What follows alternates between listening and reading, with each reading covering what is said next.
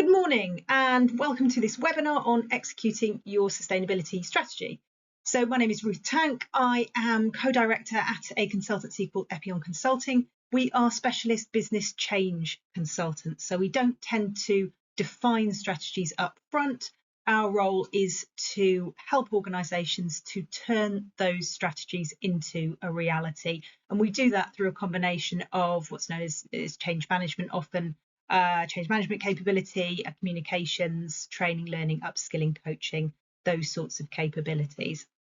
And sustainability is a real passion of mine. I've been a sustainability advocate for many years now. I've made personal choices, but it's wonderful to be able to bring together both my personal passion for sustainability and my business expertise, which is around enabling change. So hopefully you'll find this helpful. It isn't going to dig into the technical aspects because whereas it's really, really important to have that deep technical expertise, competence, capability when it comes to defining a sustainability strategy, when it comes to executing or making a strategy happen, that is essentially a human process. And so the skills that you need to execute your sustainability strategy, and in fact any business strategy, those are people skills. They're about understanding how humans work, what people care about, how to influence, how to persuade. So essentially it's a sort of sales type activity. So what I'm going to do is show you some specific examples of how this works in practice. I'm going to try and use stories as much as possible to bring that to life.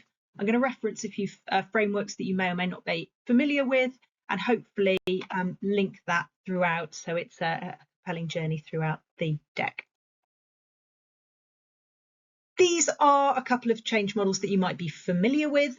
The first is Kotter's 8-step change model. This has been around for some time, and it's a process for ticking the boxes so that you guide people through that change journey. And underneath, you've got ProSci's ADKAR model. This is part of a broader suite of change management methodologies and techniques and tools that ProSci have. They're great. The ADKAR model we find is particularly effective for the communications aspect of enabling change, but there are other elements are equally helpful as well. These are kind of tried and tested, well-known industry standards, and we use them. We use these models effectively. We find they're a great reference point, often because clients will have heard of them. However, even when these standard tools and techniques are used, one of the biggest mistakes I see is that organisations will jump straight into the implementation phase, straight into the doing phase. So when it comes to sustainability, it might mean changing policies. It might be focusing on regulation or compliance and squirreling it away within the CSR part of the business.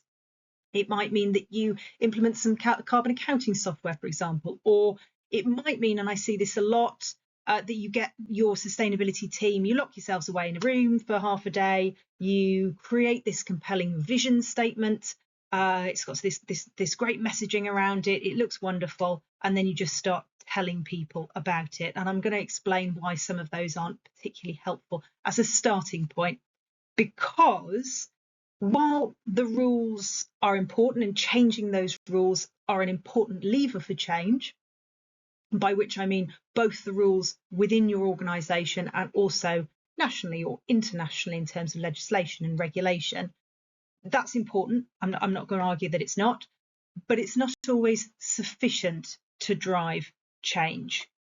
And if you want an example of this, the Paris Agreement you may be familiar with is a binding legal obligation. And we are constantly seeing those commitments being wound back and watered down. And we're just not seeing progress towards achieving those objectives, despite the fact that they are, in fact, legally binding. They're written into law. So before you go straight to those rules, business process documentation or policies, you need to lay those foundations. You need to start at the beginning. And I'm going to explain how to do that in practice throughout this talk.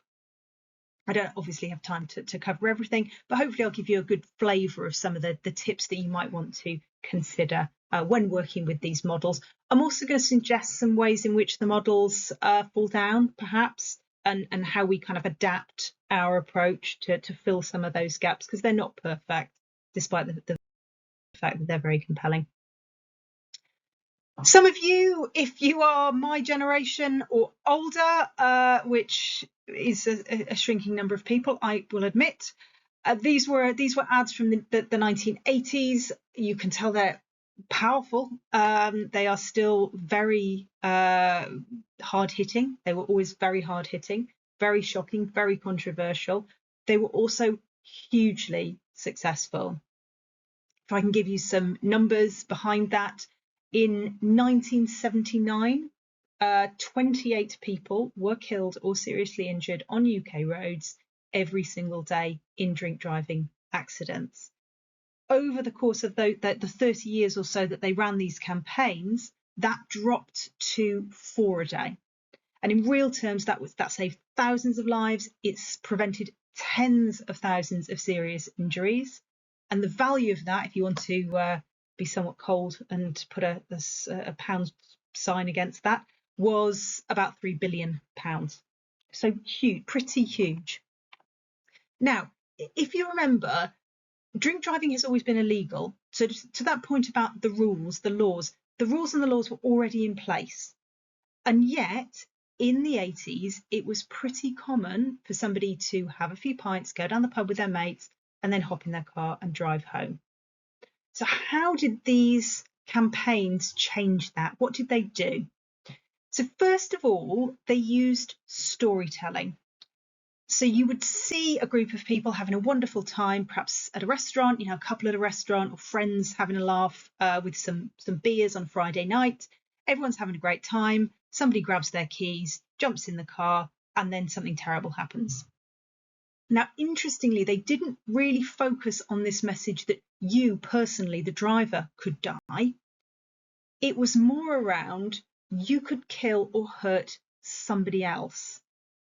So that might be a partner, it might be a child, it might be a friend. So you can imagine that's really, really hard hitting on an emotional level. And what that did was it created that social pressure. So it became socially unacceptable to do that because you were seen as being selfish effectively and potentially, causing damage to somebody else rather than yourself.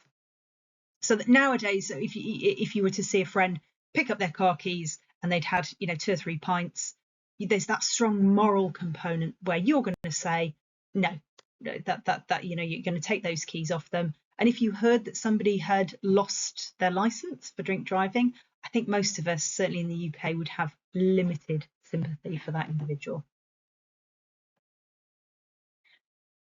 So this is a masterful example of doing the front bit of these models well, creating a sense of urgency, generating that awareness of the problem and a desire for change. Great, so far so good. What does this mean for sustainability?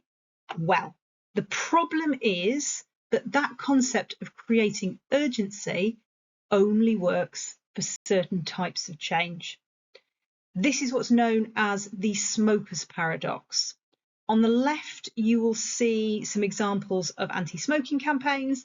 They've tried to use the same tactics. If you look at the imagery that they're using very negative imagery. They're using images of death and skulls and a gun, and they're trying to make it really personal, but it's not massively successful. So we've all seen those pictures of terrible tar encrusted lungs on the side of cigarettes, and yet people are still smoking. And similarly, scientists have been talking about the climate emergency, using these really dramatic images of fire and flood and destruction, and yet it's having a limited impact on people's actual behaviour. Why is this? Well, human beings we're subject to lots of biases, but we're particularly subject to what's called present bias and recency bias. Those two biases mean that we focus on what we can see in the immediate, either the immediate past, in the present moment, or the immediate future. So in order for a threat to be personally meaningful to us, it needs to be immediate, it needs to be visible, it needs to have these direct and predictable causal relationships. If I do A, if I drink drive, I could have a drink driving accident and I could hurt somebody. And here are some real examples of that having happened. That's how those ads work. They would show real examples of real people who had that direct causal A equals B experience. Sustainability isn't like that. It is a systems problem. It is a wicked problem, if you've heard that term. What that means is it has these dynamic and not fully understood interdependencies between A and B. So it's not as simple as, if carbon increases X amount, then Y will automatically follow. It just doesn't work like that. We know in rough terms, but we don't know precisely and specifically A equals B. And that's the challenge. So what can we do instead? For this type of change, it is usually more effective to use pull rather than push messaging. What do I mean by this? Well, instead of focusing on all the bad things that are going to happen if you do nothing, you can focus on the good things that will happen if you do something. And what's important here is that you paint a picture for people that is personally meaningful to them. Each of these images, if you look at them, are speaking to different priorities. So they're also anti-smoking ads, so the same as the ones before with the gun to the head. But from left to right, we're talking about positive things that you're going to have. On the left, it's having more money. In the centre, it's feeling fitter. And on the right, it is about enjoying your food more. Now, people will not have the same emotional connection to each of these things. So one person who's rolling in cash, for example, might not care that much about how much smoking is costing them, but they might love going out to fancy dinners and think, oh, okay, if my food tastes better, I might enjoy that Michelin-starred dinner more. Whereas somebody else might be really struggling. And for them, it's just about putting food on the table, let alone, whether or not they're going to enjoy it. So for them, that actually having a holiday this year might be something that's meaningful to them. And the same is true when it comes to your sustainability strategy. You have to link it to what those in your organizations, and especially budget holders, this is the audience that I'm sort of thinking about here, and link to what they actually care about. The important thing here is try not to create anything new. So, I spoke about going off into a room and creating this really compelling, exciting vision. Actually, it can be more effective to link to your existing vision. So rather than creating something shiny and new, go back to your existing vision, go back to your existing business model, your value proposition. What is it that you as an organization need to be good at? So if you're a super lean, low margin business, you're creating widgets, and it's high volume, low margin, it's about getting stuff out the door at a really low cost.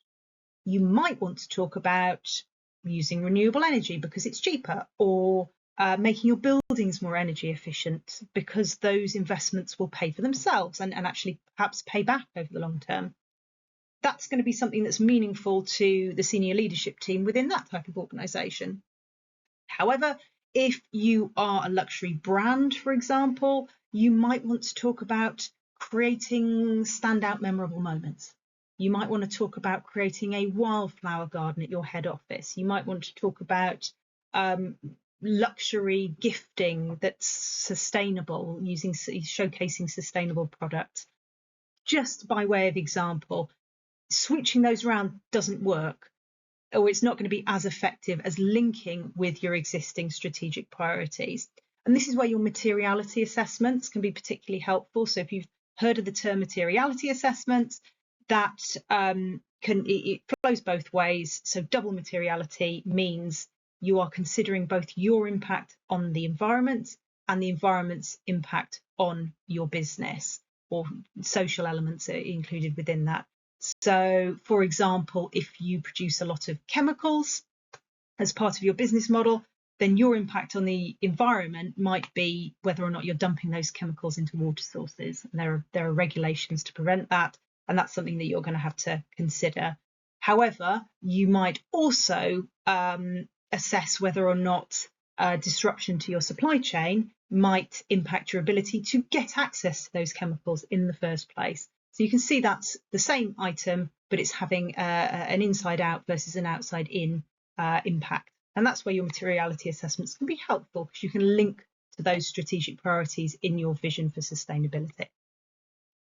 There's a concept here that's interesting called elaborative encoding or associative learning, which says that it's easier to learn new information when it's linked with things we already know, which is another reason why this can be helpful to link to an existing strategy or link to existing messages that people are familiar with, rather than creating something new.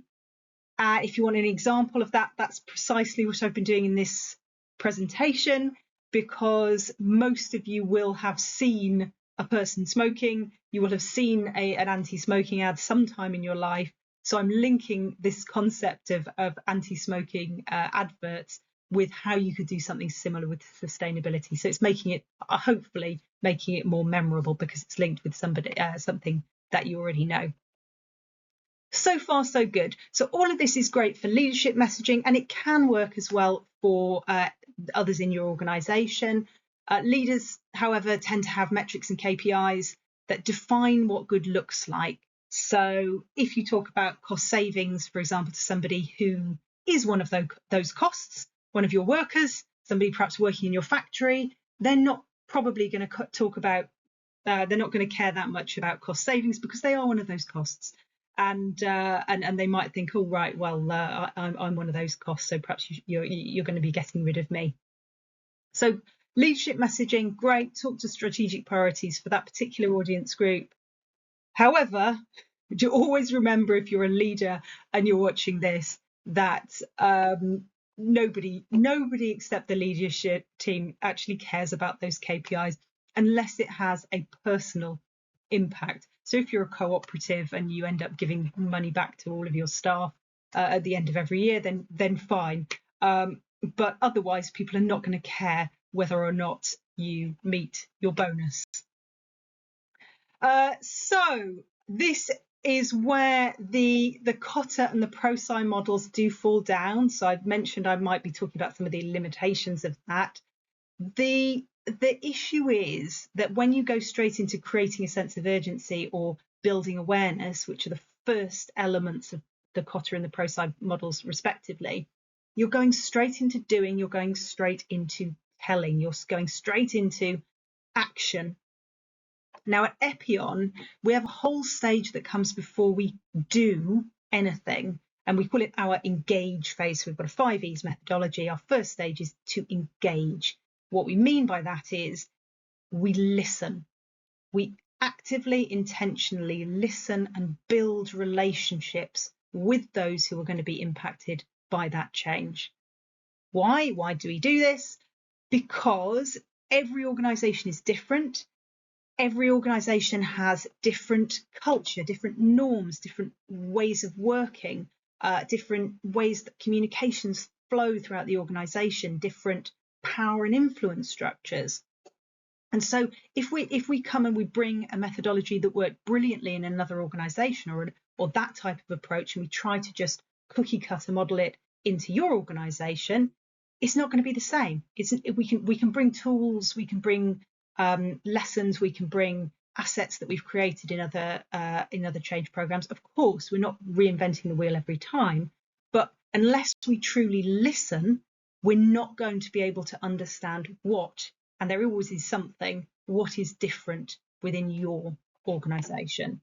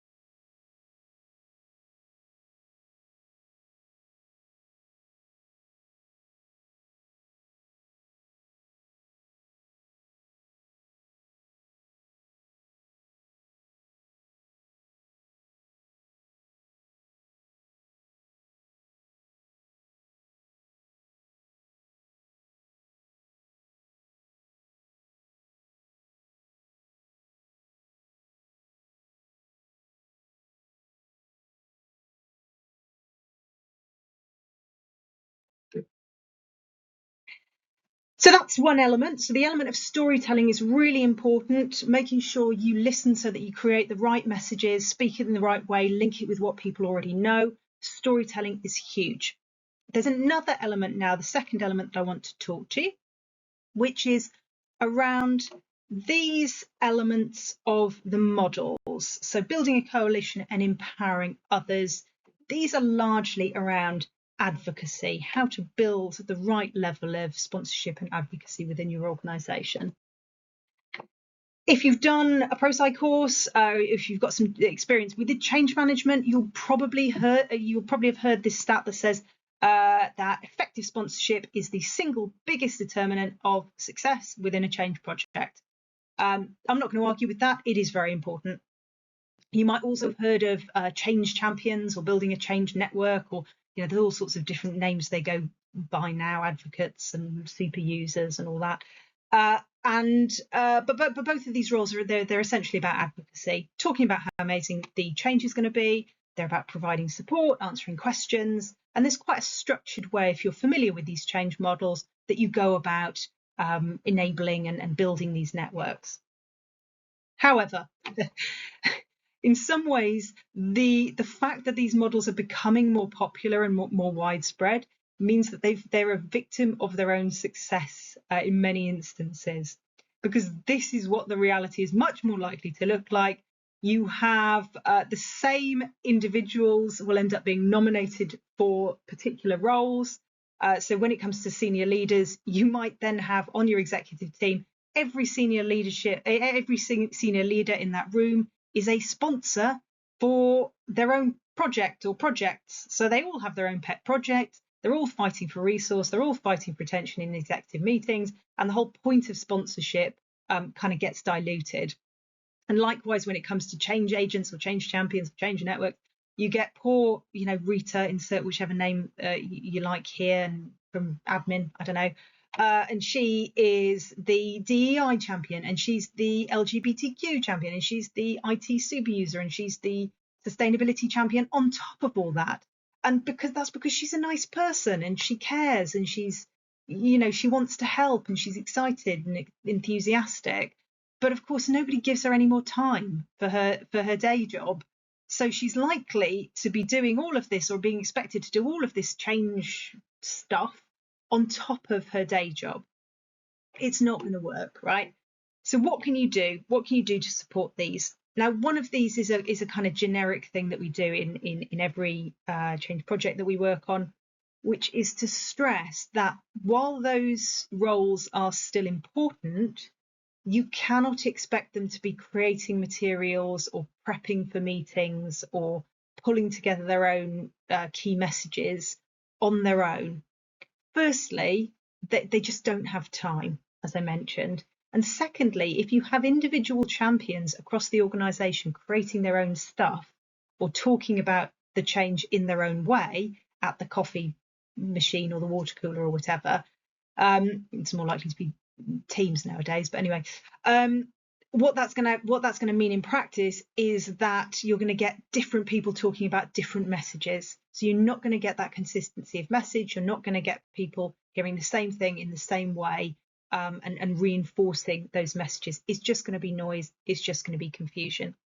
So instead, this is where we come in. So we will create materials, we'll create toolkits, we'll create briefing notes, and we do that once, and then we cascade it out.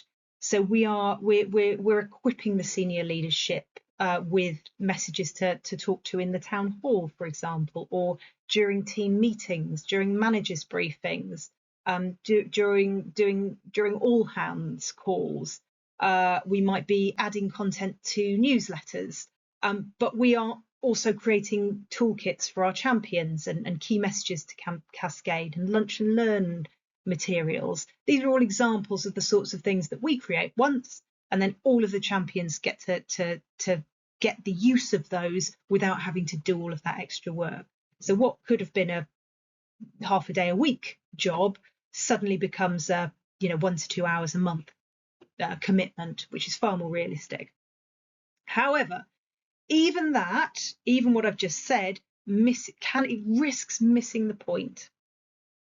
And that is that and this is a wider tendency that I'm seeing within change management generally, of seeing it as a kind of paint by numbers exercise. So if you fill in so you complete your change impact assessments, and you create your stakeholder management plan, and you create your sponsor roadmap and your champions network plan, and somehow change is going to magically happen. And even the term change management suggests that change is something you can manage, and change doesn't work like that. So when you say, and particularly when it comes to cultural change or social change, these kind of big transformations and of which sustainability is one, that is all about the stories that we tell about who we are and how we do things. You may have heard when you're trying to implement a change, that classic phrase, "That's not how we do things here." And that's an example of that. That's something that's embedded, it's emotional, and it's part of the culture, it's part of the fabric of people and how they work within your organization. And if you're going to transform, you need to change that. You need to change those stories. So I've spoken about creating this vision. I've spoken about speaking to what people care about, how it's really important to truly listen and understand people before you can do that effectively. But I want to add to that, if change is going to spread throughout an organization, you can't take this approach where you just outsource it to a few individuals. So a couple of leaders, maybe a few managers, and then your network of champions. It has to be part of this shared narrative, this shared story about who we are.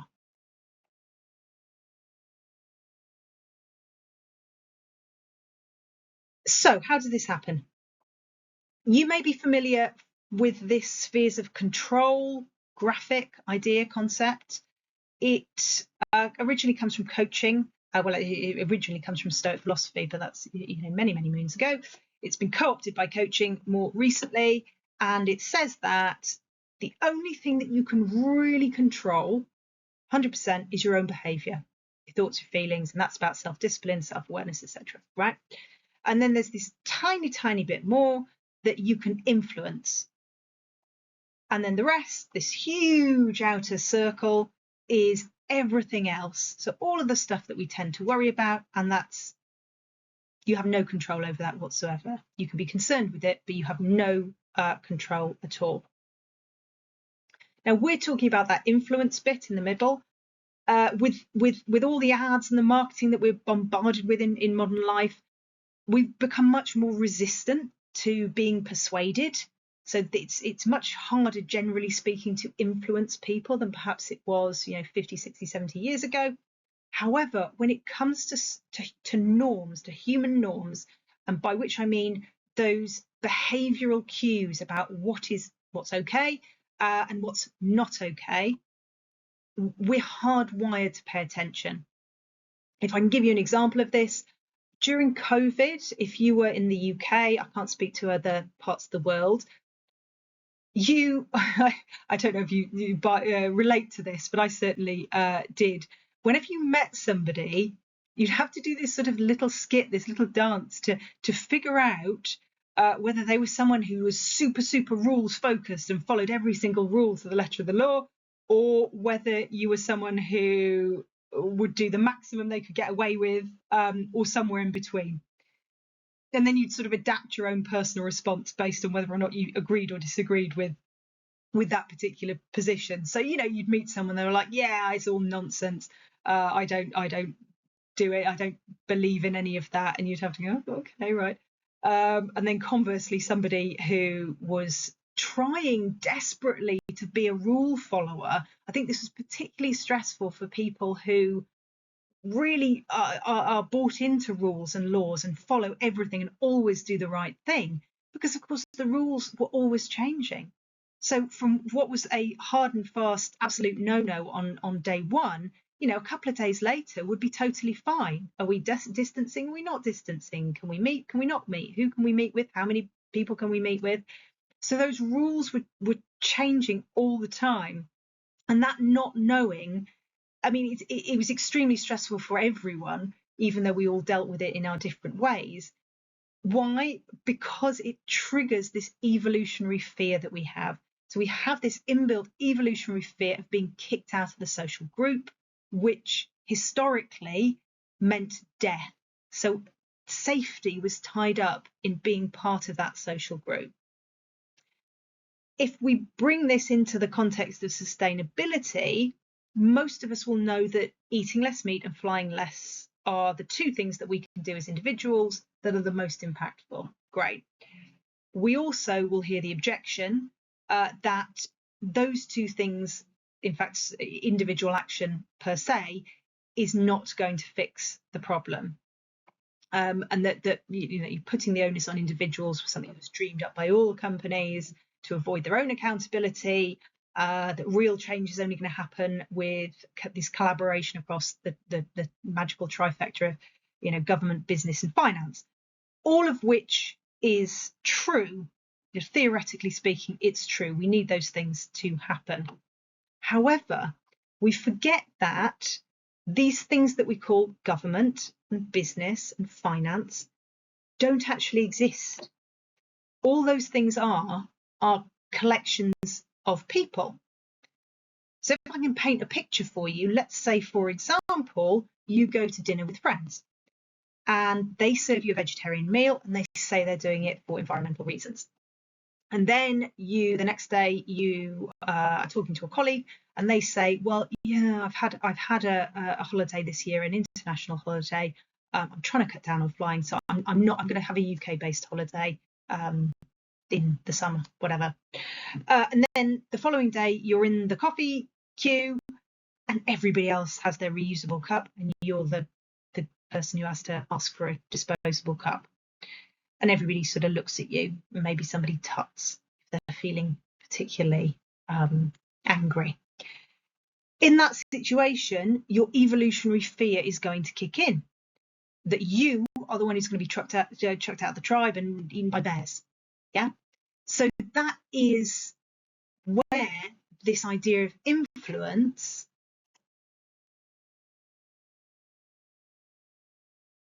can be much bigger than you might initially think. So rather than seeing advocacy within change for sustainability within your organisation, rather than taking that sponsor / change network approach, it's more effective to think of it like a contagion. You want to spread this norm about how we do things, this story about who we are. We want a sustainable organisation. I am a sustainable. I'm the person who supports sustainability. We want everyone in the organisation to become a carrier. And once you get that critical mass, then that change is virtually unstoppable. So once you have that critical mass within your organisation, once you're telling that new story about who you are and how you do things, your organisation can then start influencing others in the ecosystem in the same way. Why? Because competitors are people too, and they don't want to be eaten by bears either, right? They don't want to be chucked out of the tribe.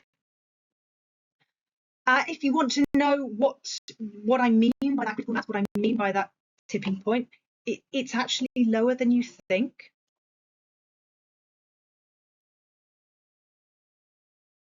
So, and I think this is quite a hopeful message actually. So change isn't linear. So we tend to think of change as this gradual process where you win people over gradually one by one, and it isn't actually like that. And many of you, if you work within sustainability, might relate to this feeling of walking through treacle. Nothing seems to be changing. Everybody's working so hard that the data is piling up, the evidence is piling up. We're seeing incredibly destructive weather-related incidents around the world, and yet this transformational change that we need just doesn't seem to be happening. But that's to be expected. That's normal because that's how change works. It always feels that way until you hit that 25%. Now, this comes from research that's quite old actually, but it's been summarised recently in Malcolm Gladwell's new book, Revenge of the Tipping Point. No, I'm not getting any kickbacks or anything for talking about it. It's a great book, really interesting, but it summarizes the research really nicely. And it's basically saying that for widespread cultural change to happen, you need to hit this 25% tipping point. If you don't get there, then nothing will happen. And by 25%, I mean people actively championing, living the new behavior, telling the new story. But once you hit that 25%, you get this cascade effect. And that's when profound change can occur, and it can occur really, really quickly, much more quickly than you might think. And that's another reason why it's very important. If you don't have a compelling sustainability strategy, even if you don't know, even if you don't have the leadership buy-in yet, you need to be ready.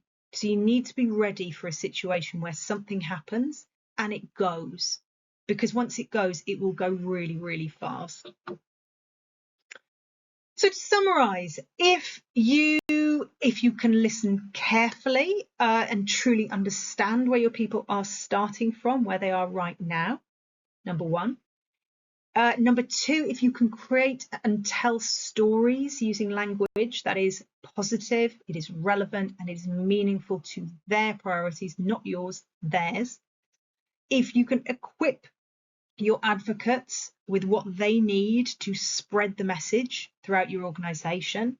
And finally, if you can make sure you understand the importance of role modelling and leading by example, not just for you, not just for your organisation, but more widely within your ecosystem too, then if we do those four things, you have a basis for executing your sustainability strategy successfully, which is what this webinar was about, but also creating that transformational cultural change that we all need if we're going to actually solve this problem.